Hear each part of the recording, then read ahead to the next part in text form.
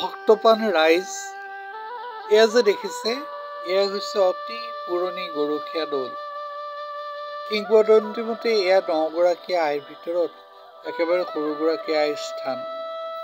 আৰু জানেনে ৰাইজ, এয়া বৰ জাগৃত স্থান। ইয়ালৈ যি মনোবাঞ্ছলৈ অহা হয়, সেয়াই পূৰ্ণ হয়। অৱশ্যে এই স্থানত কোনো পুৰোহিত নাথাকে। আপুনি নিজেই আহি নিজৰ মনেৰে চাকি বন্তি জ্বলাই নিজেই সেৱা ল'ব লাগিব। কথিত আছে যে এই থানতেই সৰু আইৰ সৈতে শ্ৰীকৃষ্ণই নিতৌ জিৰণি লয়। কথাষাৰ লক্ষণীয়। আমি বহু দেৰি এই ঠাইতে আছিলোঁ যদিও ইমান প্ৰকাণ্ড এই গছজোপাৰ কোনো এটিও পশু পক্ষীৰ কোলাহল শুনিবলৈ নাপালোঁ।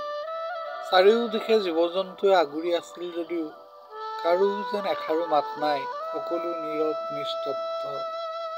আনকি এজনী পক্ষীও চিঞৰা নাই।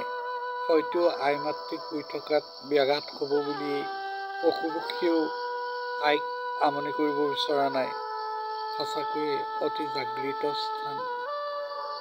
আহক ৰাইজ, নিজে দেখাৰ লগে লগে আপোনালোকৰ গাৰ নোম শিয়ৰি উঠিব। অৱশ্যে এই ঠাইখন অতি নিৰ্জন। ঠাইখনৰ ঠিকনাটো হ'ল জামিৰাজ চুতীয়াকাৰী গাঁৱৰ একেবাৰে মূৰলৈ। আহক, আজি মোৰ মনটো অতি ভাল লাগিছে। হয়তো অতি পবিত্ৰতা, অতি ভাগ্যৰ বলত আজি মই ইয়ালৈ আহিব পাৰিলোঁ। আপোনালোকো আহক আৰু আপোনালোকৰো সকলোৰে মনোবাঞ্ছা পূৰ্ণ হ'ব।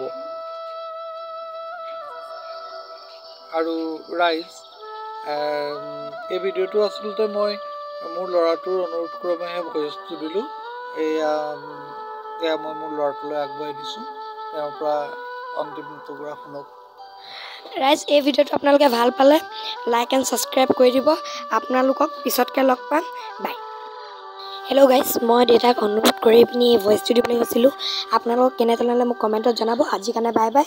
আপোনালোকক পিছৰ ভিডিঅ' লগ পাম।